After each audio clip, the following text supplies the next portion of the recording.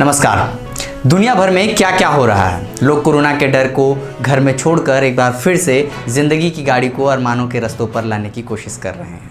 कंपनियां धीरे धीरे खुल रही हैं, लोग काम धंधों पर वापस लौट रहे हैं, लेकिन हमारे देश में लोगों को चुनावबाजी और भाषणबाजी से फुर्सत नहीं है।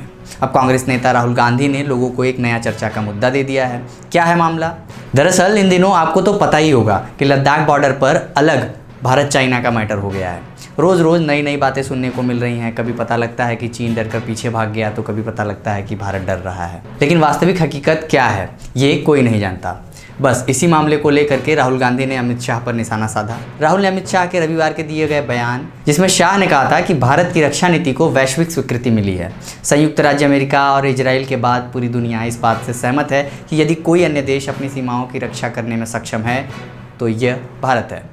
मतलब दुनिया में बाकी देश भी चीन वाले मैटर पर भारत का साथ दे रहे हैं। बस इसी बात को पकड़ के राहुल गांधी ने एक शायराना अंदाज में ट्वीट करते हुए गृह मंत्री अमित शाह को जवाब लिखा।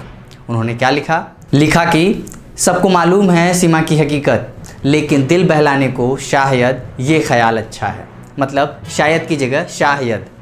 अब राहुल क्या कहना चाह रहे थे वो तो आप समझ ही गए होंगे, लेकिन चर्चा इस बात की रही कि अब राहुल गांधी शायरी भी मारने लगे हैं। इससे पहले भी राहुल गांधी लगातार सीमा पर हो रहे मैटर को लेकर के सरकार से सवाल पूछते रहे हैं और हमला करते रहे हैं।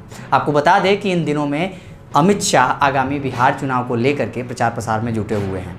खबरों के मुताबिक 72,000 LED टीवी स्क्रीन के जरिए बिहार की जनता से संपर्क साधने की कोशिश में लगे हुए हैं। अब जाहिर सी बात है कि कोरोना से तो देश ऊपर उठ ही गया है। अगर आपको ऐसा नहीं लगता तो एक बार सड़कों पर निकल के खुद ही देख लीजिए। तो अब असली समस्या सामने खड़ी है, यानी कि चुनाव प्रचार। और चुनाव प्रचार में कैसे लोगों तक पहुंचा जाए।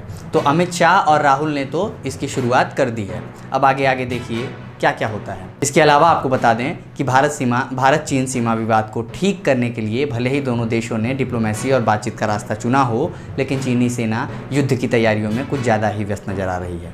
तिब्बत के बॉर्डर पर युद्ध अभ्यास करने के बाद अब चीन के उत्तर पश्चिम इलाकों में भी चीनी सेना ने पहाड़ों पर युद्ध लड़ने का अभ्यास किया है। और इस अभ्यास के वीडियो को चीनी मीडिया लगातार वीडियो शेयर कर रही है, जिससे भारत पर दबाव बनाया जा सके।